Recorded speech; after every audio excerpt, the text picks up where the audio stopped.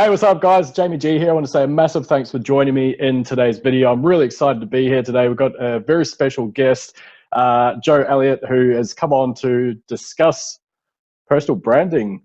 Joe, welcome, man. Thanks very much for jumping on. Hey Jamie, it's a pleasure to be here. Thank you so much for having me. Awesome, man. Now, I actually said before we started recording I wasn't going to do this, but just so the folks at home know who you are, just give a quick little backstory. What's the go? Who's Joe Elliott? Tell us all about yourself. Yeah, so I take back, it was about 10 years ago, probably, well, 9 years ago in 2010, I was working as a nurse on a psychiatric ward, and basically just the usual, just working more hours and not getting any time off because I'm working extra hours to get the money, and then wanting this lifestyle, can't have that lifestyle. And that led me kind of into this rabbit hole of going down, how do I make money online? And obviously with more hours and stuff like that, I started to get stressed. And I remember I was hiking and I was away up in one of the mountains in Scotland, and I was surrounded by the most beautiful scenery, and I'm looking out and I'm thinking, why, all I can think of is, why am I so miserable?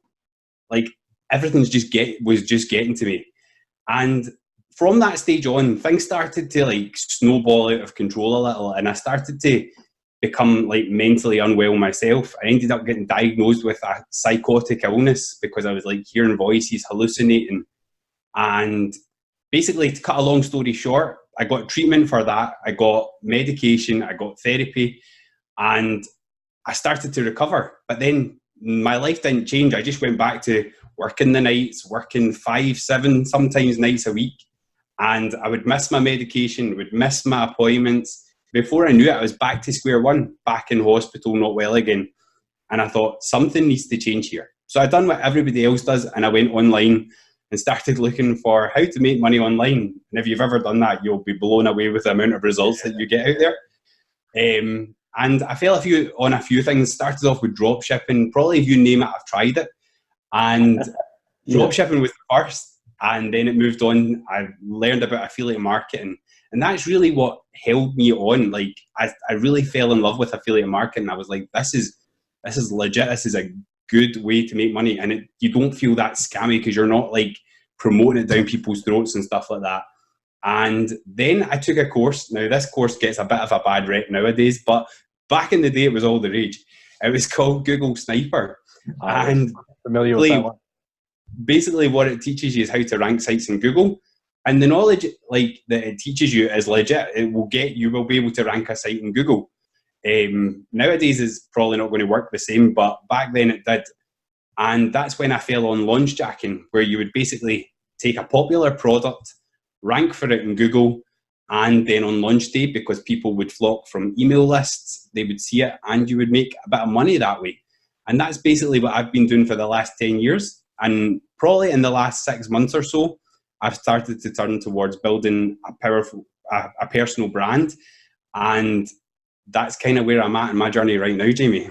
Far out. That is quite the story, man. That's actually, far out. And kind of like, apart from a few details here and there, it's actually quite relatable, I think.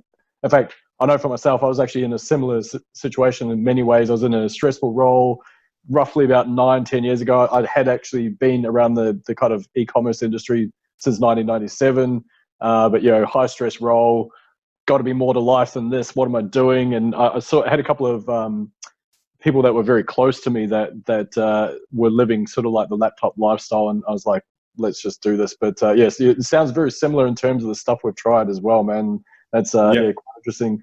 Can you tell me about like? I mean, obviously, I'm assuming with what you're doing in terms of the brand building, all that sort of stuff, is the eventual goal to, I guess, bring that out to the marketplace as your own product, or are you looking to be an affiliate still? Talk us through that kind of process that took you to where you are now and building a brand. Well, I think building a brand is basically just setting yourself apart from everybody else, and that's what makes you unique. So like it's a way that my audience, that I can connect with them, they can connect with me, and hopefully that will make a stronger relationship as an affiliate. But like and later down the line, I've got courses planned in my head. You know what it's like, Jamie. You get all these ideas, So I've got loads of things, and I don't know which direction I'm going to go in that sense yet. But right now, I'm just focusing on building up with affiliate commissions, building my email list and stuff like that. Can you talk us through just, and sorry to circle back to this, but what made you go, okay, great, like the launch stacking stuff, which ironically, that's something that I do a lot of at the moment. What made you go from there to, hang on, I need to build this bigger than it already is. I need to expand beyond that. What was there, like a snapping point for you at some stage, or what led you down that path? I think, like, when you're doing launch jacking, you'll know this yourself, Jamie, like, you're always in that startup phase. You've got to build a new funnel. You've got to, like, at that time, I was building brand new sites around these to help them, because obviously if you've got an exact match domain back in the day, it would have worked a lot better. And I was building brand new sites around each individual product. And when you're building a new site, you've got to then load it with new links. And then you've got to, so it takes a lot more work than like just maintaining one site or a YouTube channel or whatever and building your audience than actually having to start from ground zero every single time. So I just thought, enough's enough. I don't want to do this every single week or every single month. I want to actually just find something that I can just work on and help people from that way. I guess in very simple terms, that's a kind of an odd question to ask, actually, now that I put it out to think about it. But in very simple terms, can you define what you mean by building a brand? Like, I'm assuming you mean just around yourself. Yeah, so basically, like I mentioned before, like a brand is basically just what sets you apart from everybody else. It's your logo, it's your story, it's your message, everything. It's what sets you apart. Now, when you talk about a personal brand, you're basically bringing your personality into that and you're marketing yourself. So people fall in love with your story because they relate to it. Yeah, like I told my story at the beginning of this interview, so that hopefully some of you will be able to relate, like the working, getting stressed, and hopefully you will connect with me that way. And that's what I think a personal brand is. It's like to help you relate to your audience, because they can see where you are and where you've been, and they would be looking to accomplish the same sort of goals that you've accomplished. That makes a lot of sense. So that's the important part about why you'd build a personal brand. For anyone that's just tuning in, what's a starting point to go through to start a personal brand? Well, I think it's one of the things, like when most people think about a personal brand, and it sounds crazy, like it's personal, but everybody thinks about me. And like the thing, even though it's a personal brand, your customer's still at the forefront. And you really need to understand who your customer is so that you can tell the right stories to them to make them relate to you. If you just focus on this is me, your customers will just pick up at that and they'll be like, why do we care? Do you know what I mean? It's nothing to do with me. So you've got to make sure that you're really nailing your customer avatar. And a great way to do that is there is a Facebook group for absolutely everything. So no matter what niche you're going into, you will be able to find a Facebook group on it, and just go in there and start listening to your audience. Like, find out what questions they're asking, find out how they're talking about their problems, find out which way they type things. I mean, like, different niches speak to each other in a different way. And it's like, if you're talking about weight loss, for instance, then some people say lose belly fat, some people say fat loss, burn fat, and all this sort of stuff. But you wouldn't know that if you don't go and do your audience research. Once you start getting that research under your belt, I would then be starting to look at creating that customer story, like your dream customer.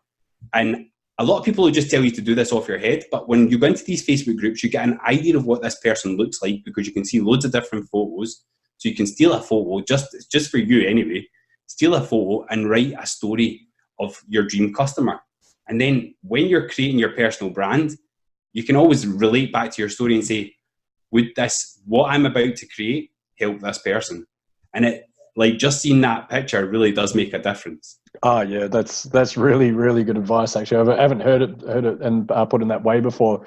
You might be able to help on this. So one of the things that I guess a lot of newbies suffer from is there's like a massive disconnect between, they think, well, personal brand, I mean, I don't even know anything about anything online. Like, I've just started learning. So how do I, as someone who's brand new, formulate my own personal brand? Like, have you got any I guess, tips or clues or advice for anyone that's looking to get involved in something online, but don't feel that they really have anything to offer? Yeah, so I mean, like I says, the first thing you want to be doing is your research anyway. So I would start listing out things that you're interested in and things that fire you up inside, that they're in your goals every single month. They're in your goals every single year.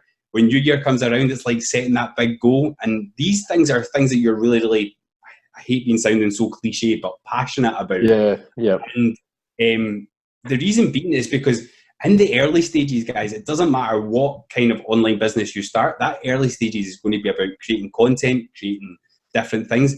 And if you're doing something that you don't enjoy and you're not getting paid for it properly yet, you're going to be starting to be, I can't be bothered with this. This is the last thing.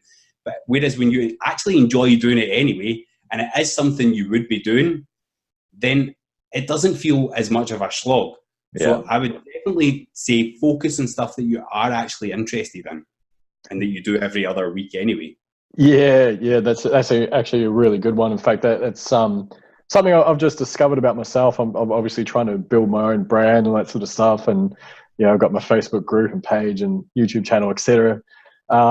But what I've discovered is that I really, really enjoy the process of, I guess, well, two things. One is connecting with people, and the other one is actually producing content. So I'm going live in about 3 places minimum, plus my own group as well every day. I've got a podcast I've just started doing because for me, it's not necessarily about gaining traction on a podcast. It's because I enjoy the process of solidifying my knowledge. So I'll just talk to my phone, walking around in my apartment, type thing. But that's I guess it's a really valid point because I enjoy the process, so it doesn't feel like a hard slog when you have a good week and then you have a bad week, and you kind of weather your way through it a lot easier, I guess, as well.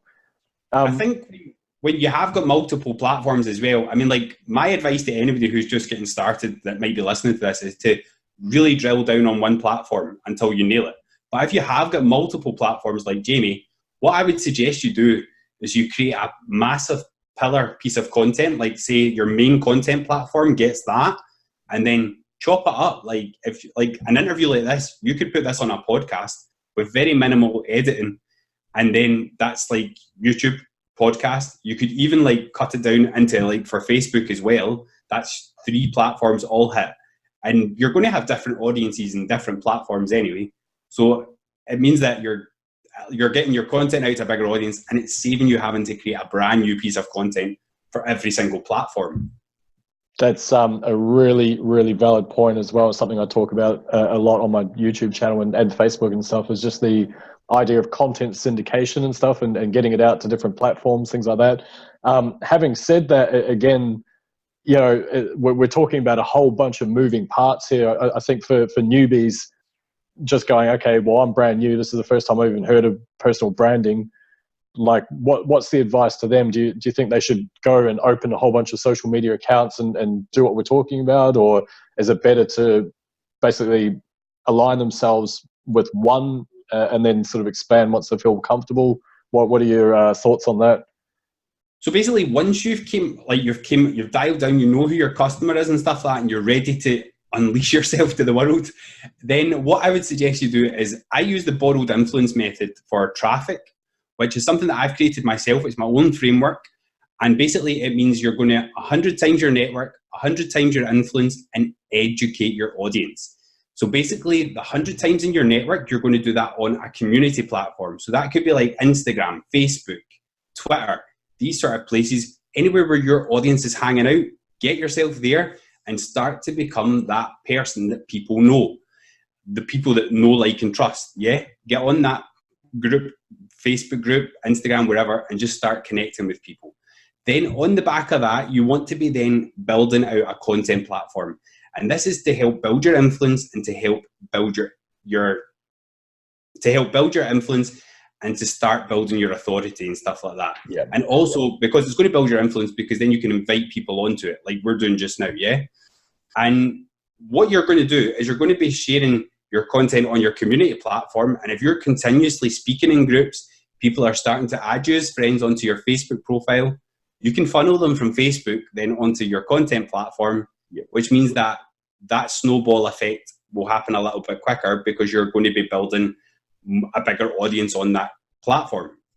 Yeah, absolutely. In fact, that's actually another thing that has come up for me in recent times. You might want to shed some light on it as well. But it was actually something I read recently about direct response advertising, and one of the old former doctrines back in the day was someone would need to see your brand at least 7 times before they even consider becoming a buyer. And so I'm all about increasing your touch points with people. So I think now for me, like I used to answer a lot of questions on Quora. I still do from time to time, but that's kind of grown by itself. And I now have people that are entering my group going, "Oh yeah, I saw you on Quora," and I'm like, "Sweet!" Like I'm starting to get recognized. That's a great feeling. So yeah, that I guess ties into that as well, really, doesn't it? You kind of expand. Yeah, and like really drilling down on one community platform and one content platform. So that like your community platform, like I said, Facebook, Instagram, these sort of platforms, and then your content platform could be YouTube, medium.com, Anchor FM, I think is the podcast one. There's like a few anyway. Like you just find a platform, and basically I would coin it as a platform that's got an algorithm attached to it. Because if it's got an algorithm, then it's got the power to bring you new traffic. So not only when you're sending traffic from your community platform, you're going to be triggering that algorithm because you're sending traffic to it. And then the more traffic that comes and consumes your content, the more chance of that algorithm making your content snowball. Yeah, fantastic. I think these two go hand in hand, and you did touch on it earlier, but I just wanted to sort of circle back to it. But of course, there's brand building, but do you have any advice for people that are wanting to increase their sort of authority on any given niche or subject industry, whatever you want to call it? Yeah, so I think when it comes to authority, like I would probably say influence rather than authority, because like they're kind of go hand in hand. And when it comes to influence, like we all start, when somebody comes on brand new, we've all been there, like where you're at ground zero and you've got no subscribers, no nothing. And then when you're at that stage and you want to push your influence up, the best way to do it is to actually get out and look at people that are already there. Yeah. Now, I'm not going to go out and reach out to Russell Brunson because I'll probably not get anywhere. But if you just go like a level or two above you, then they're going to be more susceptible to come onto your platform and be interviewed by you, or like come onto your Facebook lives or whatever and be interviewed or answer questions to your audience, because they're still building their business. But also what this does is when your audience sees you with them, or as people come into your community and they see you with them, that puts a little bit of influence onto you. So then your influence grows because they see, oh, well, if you know this person, that's awesome. Yeah, you're already pushed your influence up a little. And that's why I would suggest to anybody, like, start getting the influencers involved. Like when I was getting started, I would look at everybody. Anytime I wrote a blog post, I would look at all the influencers that would be interested in that blog post. And I would just reach out to them. Now, I wouldn't ask them to share it. I wouldn't ask them to do anything. All I would do was ask them to have a look at it. Now, one thing that done is it got me social proof because I got testimonials. The other thing it done is it actually led to John Lee Dumas sharing one of my content, one of my blog posts. So my content then got in front of John Lee Dumas, who shared it with a massive audience. So then that post started to get some traction. And then now I can say to people, my content's been shared by John Lee Dumas. And all of a sudden, my influence goes up. So that's another strategy I would suggest to use as well. So interviews and getting influencers to check out your content. You don't need to ask them to share. And a good little hack there is that if you can mention them in your content and then link to them, they're going to be more inclined to check it out and share it because they're actually mentioned in it and they want to get that little boost of influence as well.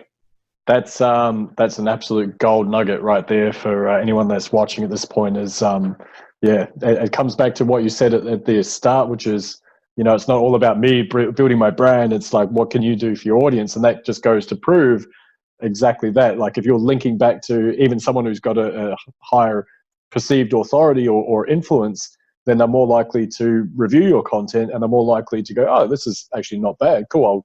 There's a chance that they may share it. So because you're giving first, it's that value first approach. So yeah, that's a really good one.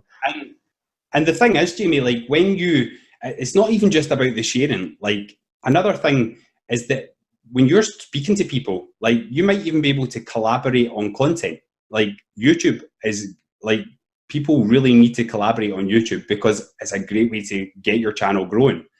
And if you're continuously sharing content, continuously doing stuff for that influencer, like I always say, help somebody build their business and eventually it will reciprocate and they'll help you build yours once you've done that, gave that amount of value.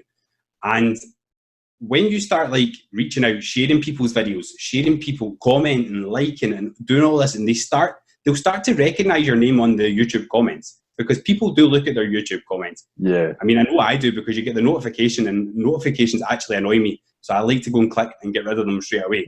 So I know that I would go and get rid of that notification by clicking and seeing what's happening. So people will start to recognize you, and then you can actually reach out to them and then ask them, and they'll be like, oh, I know who this guy is. I want to help him because he's been helping me over the last X amount of days and weeks, months, whatever. Yeah. And actually, when I was doing more in my blogging, like I used to do a kind of blog post that was called an expert roundup. And you would just ask the same question to a group of influencers. And for that, I managed to get like Neil Patel, John Morrow, and another great host of influencers on that. So right away, one post boosted my influence like that because of the names that I managed to get on it. And that is what you need to be doing, guys. Like, to really, your influence is so important, like, because you can grow your following, but your audience will trust you more as well. Absolutely. That's awesome. Joe, for anyone that's starting out, what's the, I guess, a very basic blueprint? Like, I know you've talked about custom avatars and obviously leveraging off other influencers, which is absolutely massive, by the way. Anyone that's watching, it's that in itself will, like Joe mentioned, boost your authority in a massive way.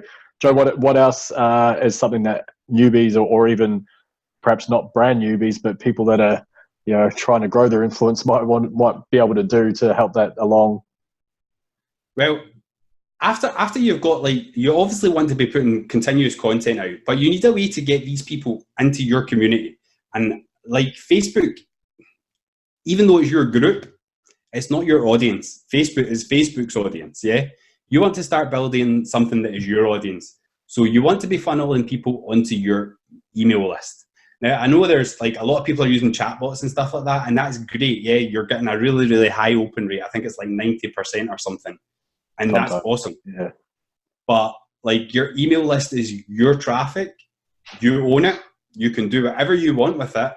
Hopefully you'll do the right things, but you can do whatever you want with it. And nobody's going to take it away from you. The only people that can take it away from you is your actual audience when they unsubscribe, if they unsubscribe. So I would say the next step, like, is, well, I would actually do this as you launch your business, have a funnel set up to bring people onto your mailing list.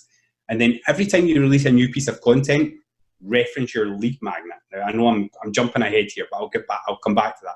But if you reference your lead magnet in every single piece of content, and then just give a call to action at the end, go and check out this awesome free gift, yeah? And then they'll go and check it out. And hopefully you'll start to convert, and just tweak that until it starts converting well. Now, the whole thing, the lead magnet, what that basically is it's a gift that you're giving to your audience in exchange for their email list, their email address. So you really just bring them onto like a squeeze page, which is just a headline, and then a form, like whether it be like the form or just a button that will bring up a pop-up, and then that would lead into a thank you page, and your thank you page is where you would give them their free gift and tell them about all your awesome content platforms that you've been building. So that, I would definitely start doing that, and then you can actually start building an email sequence so that you can follow up with your customers and build that relationship. And that just brings you that little bit closer, because you can tell more stories and you're actually landing in people's inboxes here. Yeah. So once you get good at subject lines, they're going to be paying attention to you. I think that that's where I was trying to head before when I said the rule of seven, which is I think if you've got more touch points, so like you say, chatbots, but then there's a downside to using chatbots. I'm prolific with them, but you don't own anything. Like Facebook owns that, so if Facebook doesn't like your page anymore, then that's the end of your business. Like Joe says, you've got to start building that email list as well, and at the very least, you've then got a way to get in contact via a chatbot, a YouTube channel, email, Facebook. It starts kind of building from there. Joe, one thing that I think a lot of people are probably curious about, and I don't know if there's an easy answer for this one, but I think a lot of people are camera shy. I know for myself, it was quite confronting when I started putting myself out there and going live and recording different things. And is there a way, if you're a natural born introvert, is there a way for you to still build a brand without kind of like really putting yourself out there? Or do you just have to, grow up here and just go forth and do it? Well, I mean, I think like nowadays, so many people are putting their pictures online, like with Facebook and stuff like that. Now, I know video isn't for everybody. Now, if you can push yourself to do video, by all means, that is the best way, because you're building such a strong connection with your audience. Like, they can see you, they can hear you, they can see how you react in certain situations. And so video is like one of the strongest methods of communication in my eyes online. So I think if you can push yourself to do that, that is by far the best. But if you can't, then a couple of photos that are really, really high quality on a blog, if you start using sharing even your smartphone photos, like in your blog post, but have some good ones as well. Like you'd be able to build a brand like that. But I would say when you're trying to build a personal brand, the proof is in the name. Yeah, it needs to be personal. You want to really be showing your face. And yes, you can create video without showing your face. You can create a brand instead of creating a personal brand, which you wouldn't have to show your face. But I just think the connection with your audience is so much stronger with a personal brand. Yeah, I agree. I just wanted to throw that out there because I know that I'm part of a few different Facebook groups, and one of the things to do at the moment is the 30-day live challenge, where you go live in the group every day for 30 days. And I see a lot of watches, but there's only a very small percentage of people that are kind of brave enough. And like I say, I know for myself, when I first got started, I thought, this is a bit weird. Like, what if my high school friends see it, and I don't know how I feel about that. But then eventually I kind of just got over it, and it even got to the point, like, now I get haters, believe it or not. It's actually, I find it really entertaining. So it's just part of it as well, and you become more comfortable with it, and you just realize that everyone's human as well. We're all just trying to make something happen in our lives and whatever. So and hopefully, I think when you're talking about haters, like, I was listening to a podcast, I think it was, with Dan Locke, and he was like, you've not actually made it in business until you've got haters, because haters are going to show up in your videos, they're going to show up in your blog posts, they're going to follow you about showing up. And basically the way he puts it is, he was like, you're not my hater, you're my fan, because you're following me everywhere I go. You're commenting on every video, so you're helping my watch time, so you're not really a hater. It's a good way of putting it. Your comments aren't the nicest. Yeah, that's it. I get some very, very entertaining responses to my emails and different things and stuff. I find it very, very, very entertaining. I have a pretty thick skin when it comes to that type of stuff, thankfully. But yeah. Anyway, Joe, look, I think I was trying to think if I got any other questions. I'm sure I do. In fact, I guarantee as soon as I stop recording, I'm going to think of a whole bunch more questions. But I guess as sort of like a parting comment, like, where can we find you? What's the next steps if someone wants to get in touch with yourself? Yeah, I mean, basically, one last thing I would like to mention just before we finish, and it's just about that actual sequence. Now, this is where you're going to actually be able to make money. And because I would always very rarely did I ever put them on the front end. Like, a lot of people, they just screw it up and they put their links everywhere. But the only time I would ever put it in the front end is if it's like a piece of content, like a review, and people are already in that buyer's mindset. But I would also I think it's more important that you get them onto your email list and start bringing them through a sequence. So like, for example, you could bring them onto like the affiliate bootcamp for ClickFunnels. That could be your first low ball offer. It's a free offer, but what this does is it gets that sticky cookie that ClickFunnels offer onto their computer, sorry. So it means if they buy anything else down the line, you're going to get a commission for it. Now, then what I would do is then I would lead them into the one funnel away challenge, because that's like the next step up. And then from there, you can take them higher again. And what you're going to do is you're going to start to build more high ticket affiliate commissions. And if you can take somebody through the whole sequences of a ClickFunnels product, like the Expert Secrets funnel, it starts off at a free book, but it leads them into a full-fledged coaching program, which is then like I think your average commission per sale is like $928. So instead of having to, if you bring them through that sequence and you infuse knowledge to help them take the next step, then by the time they get and they've bought most of the products on that funnel, you could be earning about 928. And plus, on top of that, I never promote ClickFunnels, by the way, guys. Like if I'm promoting the software, it's because I'm showing you how to use the software. Yeah. If you're going to promote ClickFunnels, use the one funnel away challenge, use the bootcamp, use these products, because ClickFunnels will do it, or Russell Brunson will do an awesome job of converting the customers onto ClickFunnels. Yeah. You don't need to worry about that, yeah? You can just get people that sticky cookie. Russell will do his job and get them onto ClickFunnels. Awesome. Joe, I just realized that now that you sparked my imagination, I've got a whole bunch more questions. So and this is actually probably one of the most valid ones. I probably should have asked this. I apologize, folks that are watching, for my inability to interview properly. But at what point, so you're building a brand, you're going through the steps, you've got the customer avatar, you've gone and you've approached influencers and you're starting to grow and everything's good. At what point does the money come? Like, how do you then go, cool, all right, I'm ready to monetize now. And how do you kind of transition from, cool, I'm building this big monolithic brand, to then go, great, well, now you guys should, buy the stuff that I recommend, type thing. Is there a transition phase, or how does that happen? I would say you should have your funnel. You should start looking at a funnel from day one. Yeah.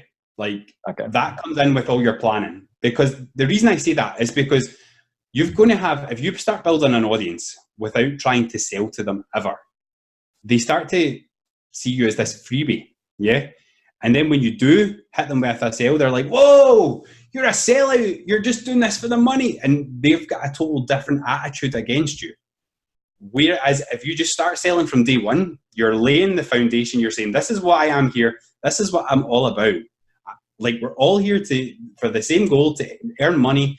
I'm teaching you how to make money. I'm teaching you how to be a fitness guru or whatever, but I can't work for nothing. Yeah. And if you say that from day one, people will respect you more, and they won't, like, when you get to that stage and you're like, yeah, you're a sellout and all that, you'll not get that, because they're so used to you selling to them anyway.